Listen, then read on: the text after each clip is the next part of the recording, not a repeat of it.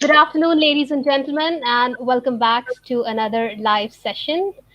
I am your host, Preena Arora, the ambassador of change with the Global Education and Training Institute, India's leading training institute for in service and pre service teachers and education leaders. And you are watching the hashtag Disruptive Education Movement live talk series initiated by our mentor, Dr. Sunita Gandhi. And so far, we have conducted almost more than 1,000 sessions on this platform. And I am back again with another phenomenal personality with us in this session, Miss Pratima Gupta, who is the Assistant Director at Sunbeam Group of Education Institutions in Varanasi. Well, she is associated with the group from almost 2 decades, and she has made tremendous contribution to revolutionize the education scenarios in terms of pedagogy, in terms of curriculum development, and much more. Well, she has actually benefited the organization with her experience and expertise of understanding pupils. And yeah, coming into the educational sector, she actually started her career as a freelance counselor. Then she was the center head at National Institute of Fashion Design, and then now she is associated with Sunbeam Group Education Institutions. Well, it's an honor to have you on this platform, ma'am.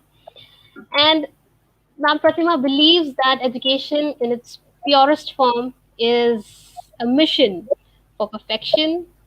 And today she is going to talk about something very important about, well, I would request ma'am to please enlighten us before I take much of her time. I think let's hear it from her. A very warm welcome to you, ma'am, on this platform, and I would request you to please take over. Thank you so much, Preena. Good afternoon and Jai Hind, everyone, as we say it at Sunbeam, because that is our ubiquitous greeting to all and sundry. It's a pleasure, as always, to be on this forum, and I am so very grateful to GETI to give me this chance to be here and to be talking to all of you at large about some issues and some thoughts which I hold very close to my heart. So when I was approached by Preena for a talk and for conducting a session, she gave me a free hand and she said, "Ma'am, what would you like to talk about?"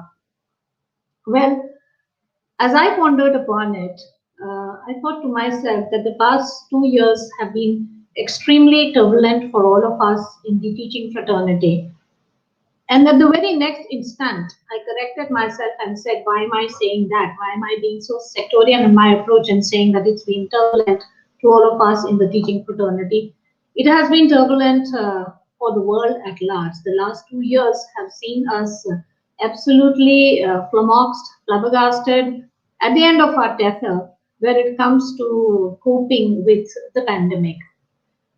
However, it is in the context of the pandemic and yet not really about the pandemic that I wish to share my thoughts with you today. And perhaps the stream of consciousness that I will be talking to you about today also stems from the kind of confusion and the kind of chaos and the helplessness that the pandemic has generated across the length and breadth of the globe in a very short acronym. It has truly created the VUCA world. And for all of us who had been hitherto experiencing calamities and adversities and disasters, I would say sometimes because of certain situations around us, sometimes because of natural causes, but this time, we have truly understood what the manifestation of VUCA is all about. And as is the human tendency, if you are confronted with a problem, your next thought is, how do I survive it? How do I get out of it? And what lies beyond it? Well, what lies beyond it is perhaps something that all of us have to sit and ponder now. And it is with this that I want to share my thoughts with you on surviving the VUCA world. So, the first question that will, of course, arise in a lot of minds would be, what is VUCA? And Why am I wanting to talk to you about VUCA? Well, VUCA is an acronym. It's an acronym for simply expanded. It means volatile, as in V, uncertain for the U, complex for the C, and ambiguous for the A. VUCA as a term originated somewhere in the 1987 by the US Army War College when they were purporting theories and when they were trying to understand the collapse of the USSR. And at that point of time, it was propounded that it was a VUCA situation. And then VUCA later on became an intrinsic part used not only in theories of business, not only in terms of economy, in politics, and then, of course, definitely as a part of leadership strategies for the military. So, this volatile, uncertain, complex, and ambiguous world that we are living in. And why do we call it that which it is? Very honestly, when we say something like volatile, what we actually mean is that the situation in such a world is constantly moving, constantly shifting, and it is impossible to determine either the cause for the circumstances or the chain of events happening around you or the effect around you. It is that volatile, it is that unstable. And it would be easy for all of us to understand it in terms of the pandemic and the kind of havoc it has caused in our life. Then uncertainty is when all your previous understanding of the situation around you and the projections for the future come to a naught. Historical forecasting becomes absolutely impossible because nothing that you are experiencing in the current scenario matches that which you have experienced before. Predictions become absolutely impossible. And if we were talking in terms of businesses, growth and development plans, therefore, become absolutely impossible or almost impossible because you do not know what to base your investment plans upon. You do not know which is the direction in which growth and development will be certainly possible because this situation is unlike any other situation you have experienced before. Complexity and the C thereof means problems and their repercussions are multi-layered. You do not understand that if you take a certain decision, what would be the extent to which it would impact? Would it impact just a particular community for whom you are taking the decision? I will illustrate it by the example that work from home became essential to safeguard the health of individuals during the pandemic times. But then, if it safeguarded the health of individuals and if it prevented the pandemic from assuming even larger scales of affecting others, what it in its way brought about is the rise in domestic violence, is the rise in depression, is the rise in inability of coping with the family situations, the stresses, and the strifes. So you take a decision ostensibly to cut down a particular problem, but the complexity of the problem is such that decisions actually start creating a ripple effect towards other layers because there is an inter and intra dependency of various other factors upon themselves in the complexity of a VUCA world. And then you come to ambiguity. So, in terms of ambiguity, we have seen that in the VUCA scenario, one size fitting all or the use of best practices again becomes redundant and irrelevant because the situation continuously keeps on changing. Again, if I were to quote an example and illustrate it from the education fraternity, I would say that once the schools closed down, students were made to attend online classes. Teachers adapted, teachers taught as best as they could. So everyone was comfortable with the fact that students may not come to the school anymore, and again, they would be in safer health conditions.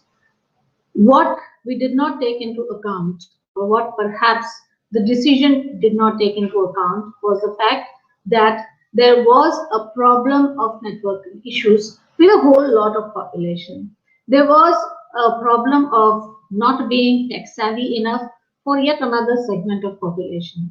There was a problem of actually not even having enough space in the houses for yet another segment of population.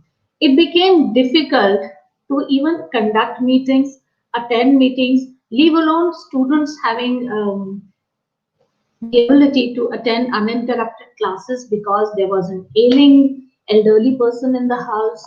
There was a mother who was working from home. There was a father who was working from home, and so on and so forth. So, ambiguity creates so many problems, and the best practices that you feel will work out do not actually work out.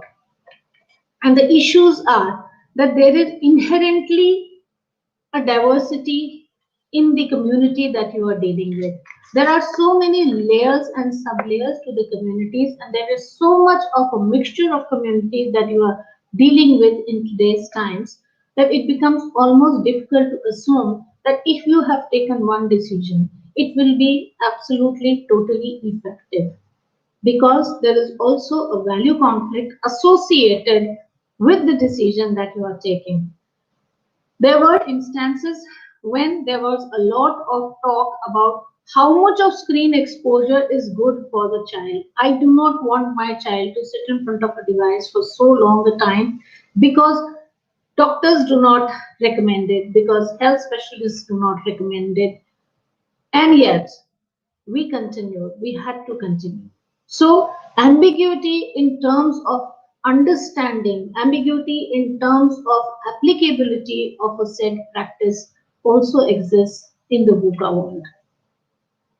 Now that I have talked to you about what the V and the U and the C and the A stand for, and I have given examples from the pandemic and what happened, what I would want to draw your attention to just for a brief moment is that all our talks for the past 2 years have been about this happened because of COVID and that happened because of COVID.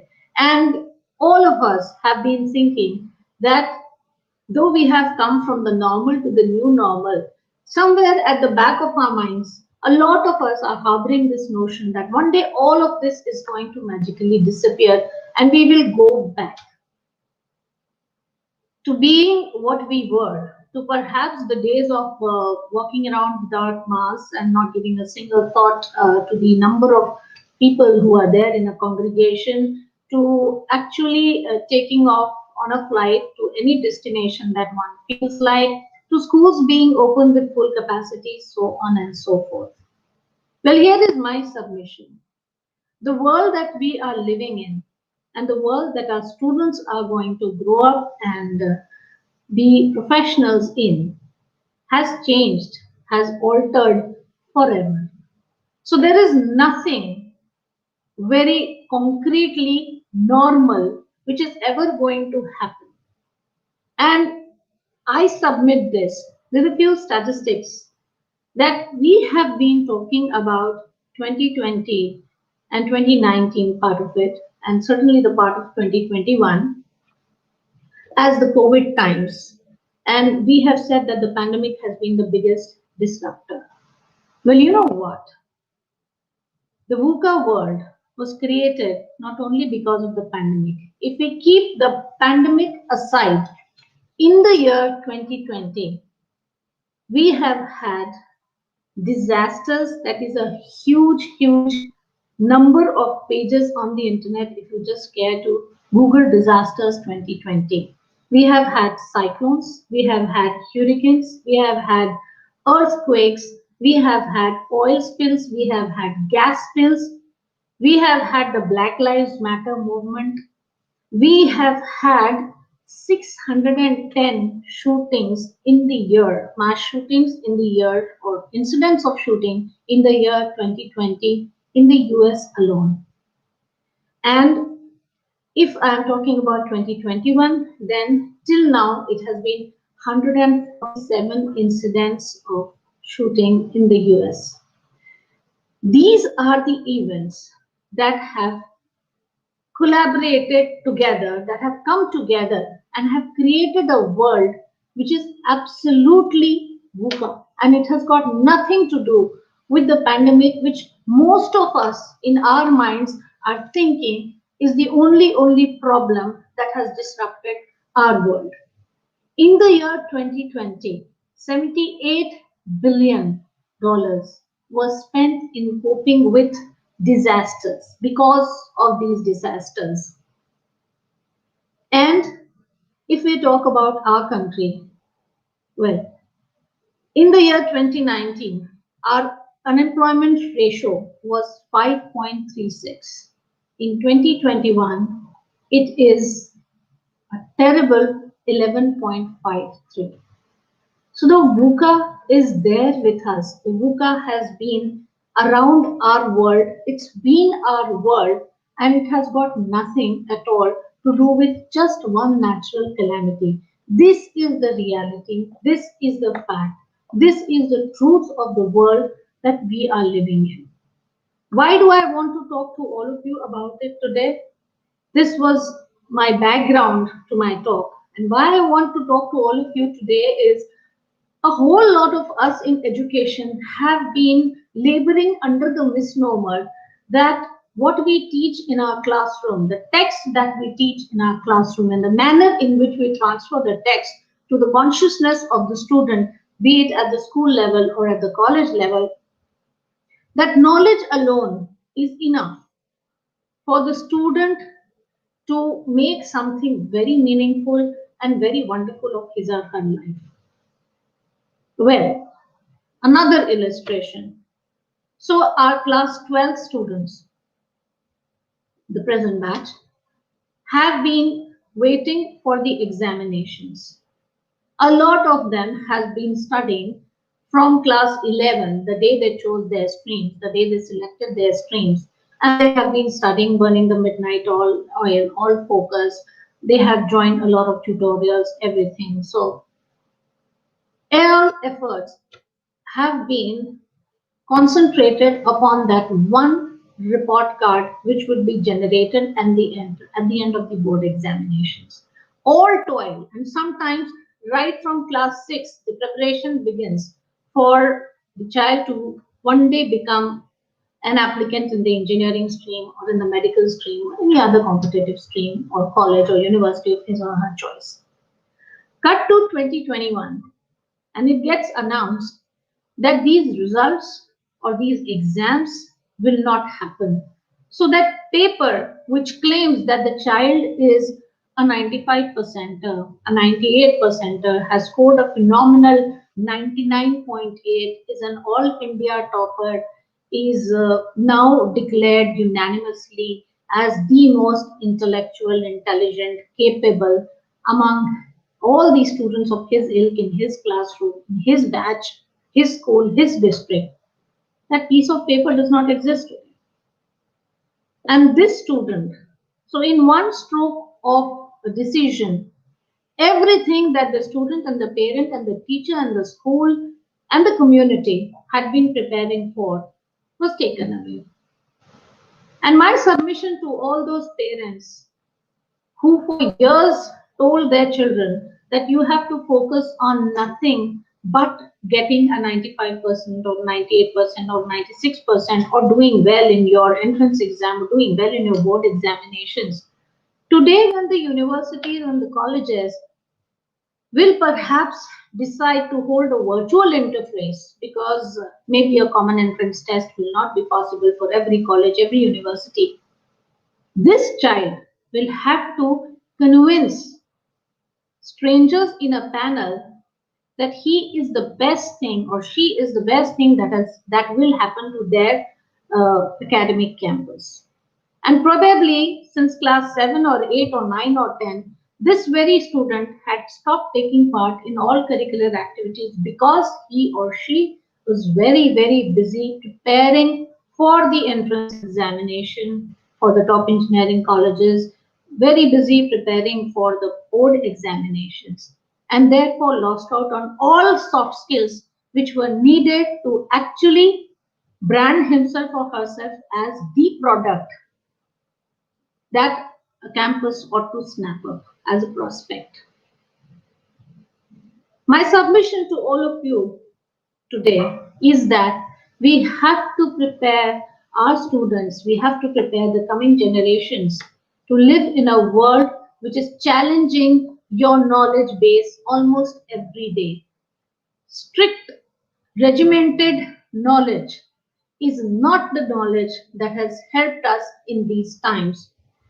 Businesses have shut down, and people who had stuck to that one state way of doing a particular thing have strangely found themselves redundant and have found themselves irrelevant in these times.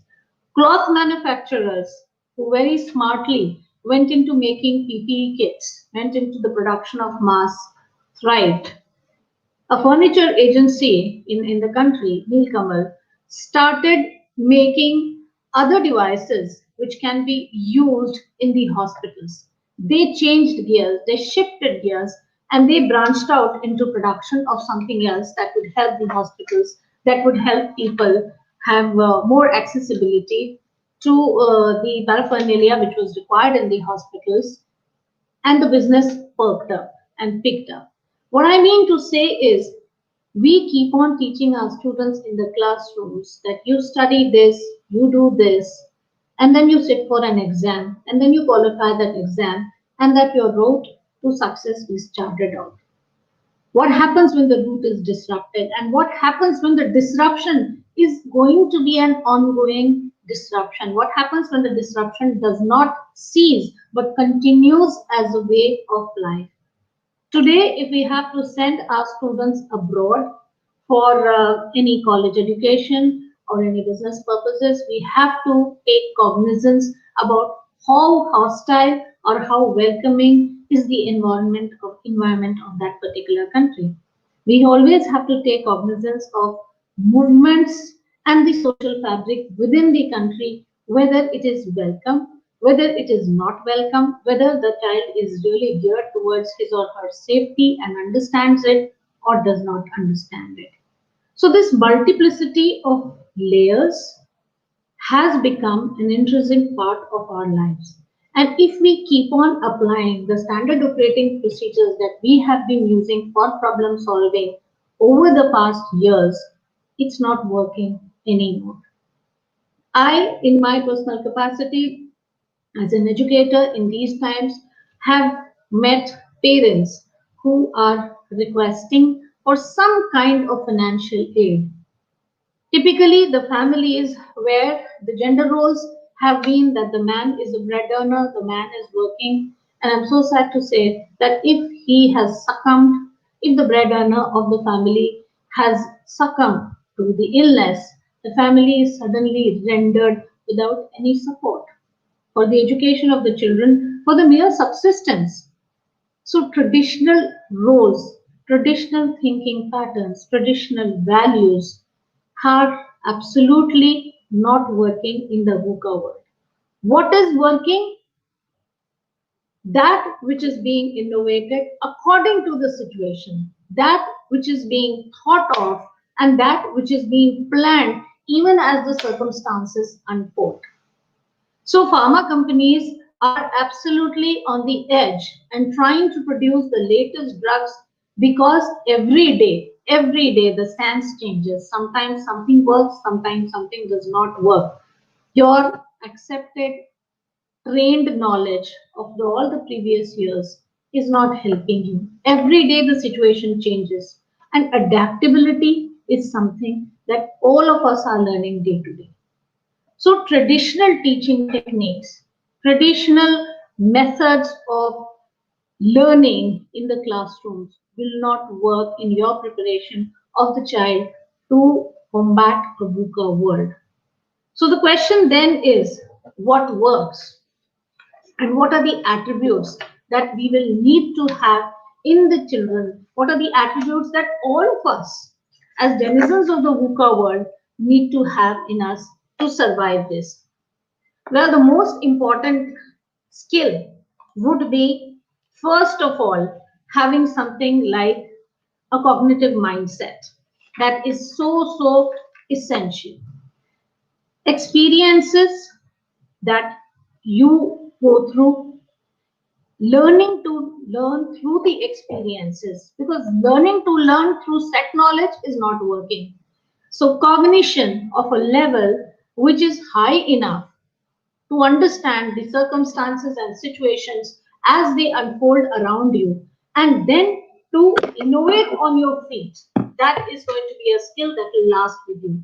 Mental cognition of the situation as it unfolds before you, understanding, interpreting, analyzing, and then going forward. So teach your students that. Give them real-time illustrations in the classrooms. Make them learn not from the pages of a textbook, but from the world around them. Talk to them about events as they unfold and ask them, how do they analyze, how do they interpret.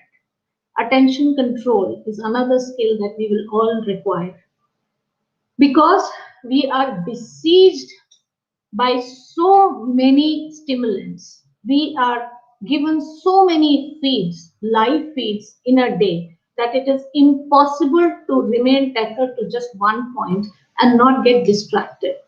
But we'll have to teach the child that between the teacher's talk, between that which is unfolding on the device, between that which is being whispered to by the classmate in the Zoom window on a private chat, somewhere lies the essence of the lesson. And that is how he will have to learn, or she will have to learn, to train the mind, to train the thought, to come to a point, to sift through all this, to filter through the multiplicity of all these stimulants, and to think and plan and comprehend and then strategize to go ahead. Making sense of the situation.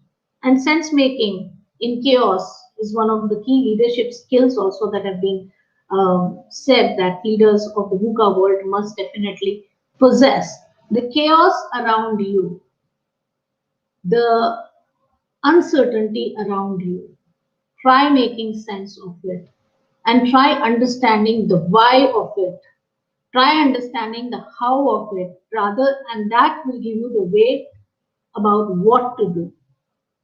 It's very important that we take time and we understand and we make the students also understand what is the right thing to do in such a chaotic and a turbulent time. Trust intuition. Well, when everything that has been taught to you has fallen apart and does not seem to work, then what is it that you base your decision upon? Intuition, your real life experiences, the positives that you have gained from situations that you have gone through.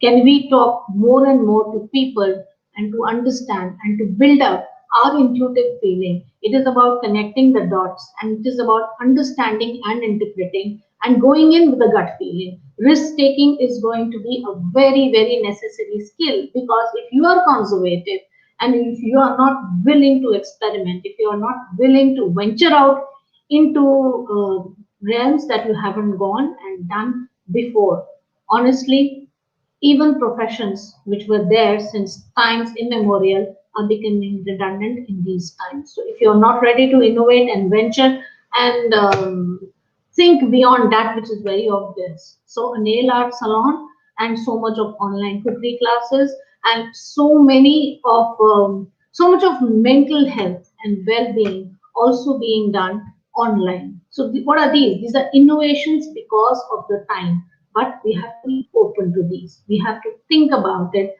as alternatives. So trust in your intuition, learn to take risks, inculcate risk taking rather than teaching the children to stay safe all the time, make safe choices all the time. We will also have to teach our children, we'll have to teach our young adults to venture out, to foray into something different, something challenging, and then perhaps carve or pave a way for themselves. Engage in constant problem solving, because the ready-made solutions do not work. We have seen it that what we thought would give us results does not give results. Even as I speak, people in the medical fraternity are struggling with at least three different kind of fungal infections that have besieged the COVID recovery patients, and they are trying their best. So, previous knowledge, gained knowledge, does not solve problems. Rather, it impairs your understanding of an extremely dynamic world around you. We have to teach problem solving to students in the classrooms. And like I said earlier, it has to dovetail with your cognition, with your ability to understand and comprehend situations, analyze situation, and then work forward for a solution. Whilst we are doing all this, we have to keep in mind that the VUCA world that we all live in calls for a brutal disinvestment of differences. We cannot exist as a sect. We cannot exist if we are harping constantly about being a kind of a person. The world is becoming more fluid. The world definitely has to become without borders. And for that, accepting differences, adaptability have to be one of the other key soft skills that we will have to inculcate in our children. The world is there, it is minimized on our windows, it is minimized on our screen, and we can no longer pretend that what affects us does not affect anyone else. What we feel, someone else in our situation, geographically away from us, does not feel. So, for greater empathy, for greater understanding, for greater sorting out of difficulties and differences, and for collaborative innovations, it is imperative that we teach adaptability to situation, to understand the differences of various peoples and communities, and then to learn to accept them, to adopt them, and to adapt to their ways, and to come into what is a seamless synergy. Only then will we be able to survive. Because if countries do not share patents of vaccines, if countries do not share and help out each other in terms of medicines, and if countries do not share resources, and if there are battles, greater battles of ego, of not being able to collaborate, well, then we are headed for a doomsday. So these problems which our generation has gone through will have to be solved by the coming generations because they cannot exist in seclusion. Their region is chain bound to some other region, and if something happens in one part of the globe, it willingly spreads to the other part also, not in the actual sense, but in the sense of the socio emotional ripples it causes across. So if there is a Black Lives Matter happening in some country of the world, there are different versions of the same being experienced by other sections in other parts of the world. So the homogeneity may not be there exactly, but that of thought, that of understanding, that of sensitivity definitely will help in bringing together an effective, greater solutions through a lot of mind sharing. And the last, and not, I would not say the least at all, as the cliche goes, leveraging communication. It is so important for us to talk to each other, to connect with each other across not just realms of geographical distances, but more than that, across realms of differences in mindset. And for that, what is advocated is using fact. Now, fact is again an acronym which stands for flexibility, authenticity, clarity, and trust. So, what is advocated is that we do a fact check for all our communication. Are we flexible? Are we open? Are we teaching our students and the subsequent generation to be flexible in communication, or are we rigid? Do we take stances The moment we feel that a part of us or our identity, our collective identity also, is being threatened, or are we open enough, are we flexible enough to hear out the other person without preconceived notions about our judgments of them and without feeling threatened? Are we authentic in our communication? Have we taught our children to be authentic? Do our classrooms allow authentic communication? Does the teaching fraternity at large accept authenticity in communication as a much necessary attribute of communication skills? Or do we pretend authenticity? Do we allow our students to express and to talk absolutely genuinely, honestly? Do we encourage that in the classrooms? Or do we teach them banalities? Or do we teach them to be socially appropriate but at times fake?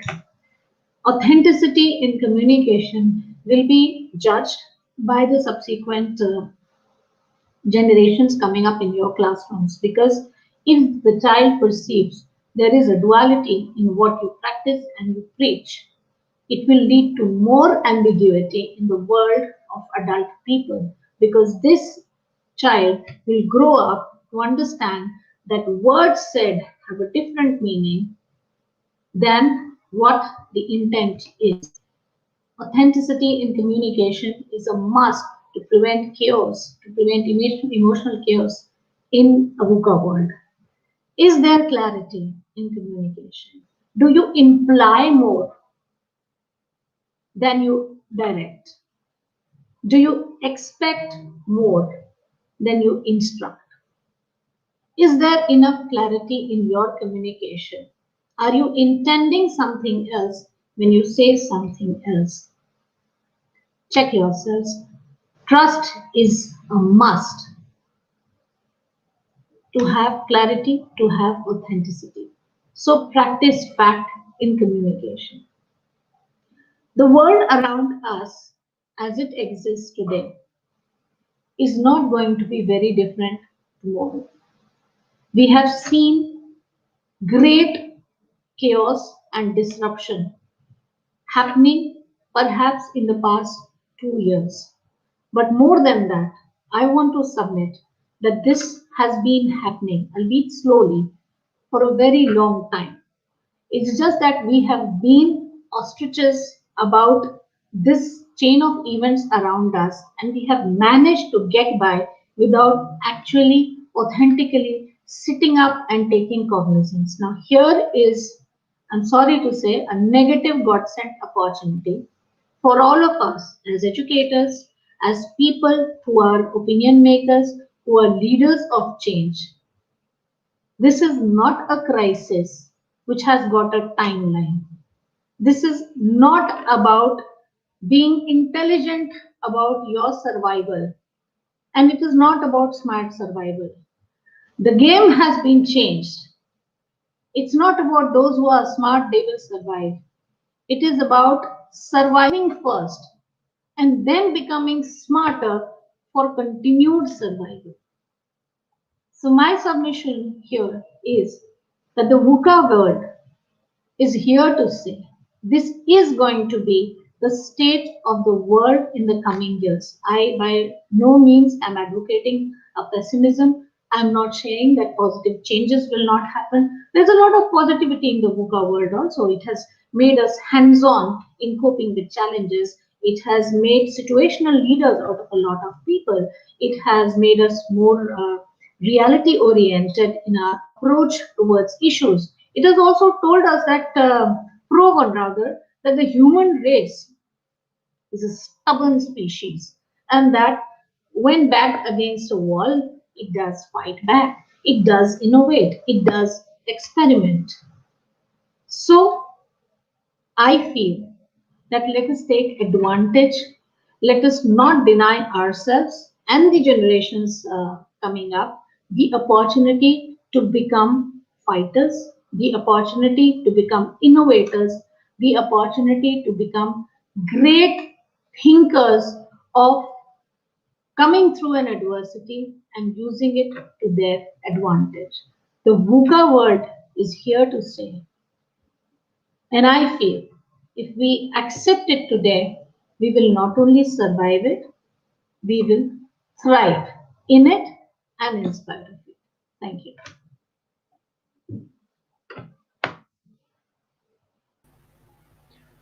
Well, thank you so much, ma'am. That was a power pack presentation, I would say. The game has absolutely changed where we are focusing more on the survival and then be smarter.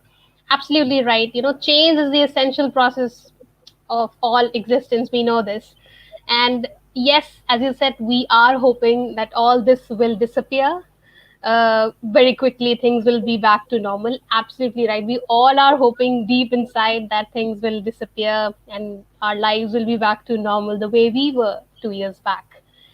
And let's not run away from the reality. We cannot do that. We need to see the practical side as well. The world in which we are immersed today is so fast, but it's running at its own pace, and somewhere we all are exhausted. We are in stress because that habit, that nature of adapting things is still not there in us. We are in a volatile, uncertain, complex and ambiguous world, as you said. I think this sums up everything the way you explained beautifully, because the moment when we think that everything is normal, whoa, there is something. Just like coronavirus entered last year, we were celebrating, people were out celebrating New Year, and we all were happy. No, none of us were really expecting that something like this will ever come up. Something that happens and breaks the silence, that things start changing at a speed, and we all are confused how to adapt. That's absolutely right. We cannot simply run away from things, but we can come up with ideas, we can come up with strategies to understand the situation and then come up with a solution. We have a question here from Ms. Prerna Sharma. She is asking about the future of students who have to go through standardized tests to make their career. In spite of capabilities, they have to prove on given parameters for a career.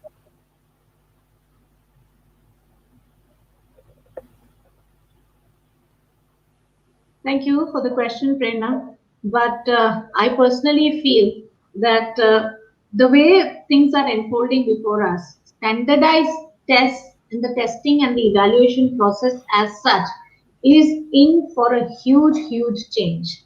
Because standardized tests and the testing processes and the evaluation processes, as we have seen in the past few years, have yielded us a certain kind of population which is struggling to find jobs, I'm sorry to say. And therefore, the entire evaluation process and the methodology of testing and standardized tests is in itself undergoing a huge revolution, a slow but a silent revolution. And students will very soon be facing different kind of interfaces where their merit will not be limited to a spot evaluation of their performance in a time bound examination, but perhaps they will walk in with dossiers and folders created by themselves, which is talking more and focusing more upon what they have done through the years and what have they learned rather than what they write in a 2.5 hour test or in a 90-minute online paper. Absolutely. Very well explained, ma'am. We simply cannot talk about the careers, about the subject knowledge, but we really need to teach them about the real life experiences, the way you explained about cognitive mindset, about problem solving attitude. You need to understand the situation.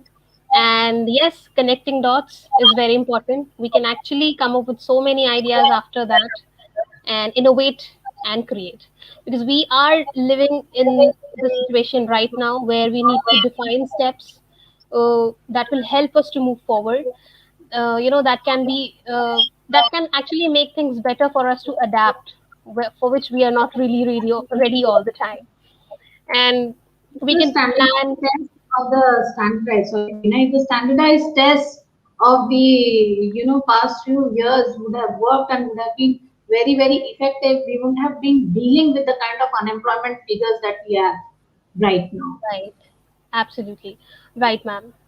And I think overall, fantastic session. We have to be flexible. We have to allow ourselves to adapt, even though the world is running at this speed.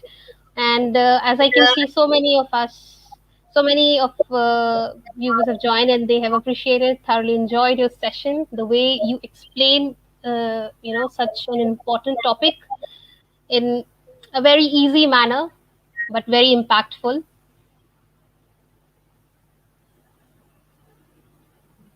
I hope you can read the comments on your screen. It's I always really treat to hear you. Absolutely, it was wonderful having you on this platform, ma'am. thank you so much. Thank you so much. Thanks a lot. So yes, with this we come to an end. A big thanks to you, ma'am, for joining us today.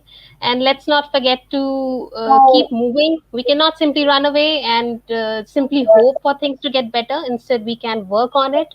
The way we actually started the hashtag Disruptive Education movement, thinking we can help the education fraternity amidst these tough times and come up with ideas since students were stuck at home, schools were shut, how it's going to continue. So definitely there is always a solution to every problem. It's just that we have to have that attitude.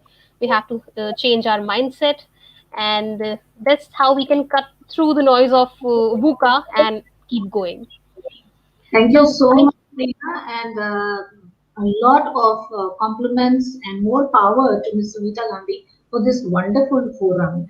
And I've also been visiting your site and listening to other speakers as well. And there are some wonderful, wonderful takeaways from all the sessions that I have been witnessing on your forum. So more power to you all. Thanks a lot. thank you so much. I think it's all because of people like you we have around. So keep motivating, keep spreading this positivity around. Thank you so much. And I can see the comments are not stopping. It's just loaded with comments. As you can see the comment section, I'm just highlighting few. So yes, thank you so much, ma'am. Thank you for joining us today, giving us your time. And it was sheer an honor to share screen with such a personality. I'm really Thank blessed. Thank you so much, ma'am. you. Thank you Thanks. everyone for joining in, and take care. Keep moving. Stay strong. Take care. Bye bye. Bye.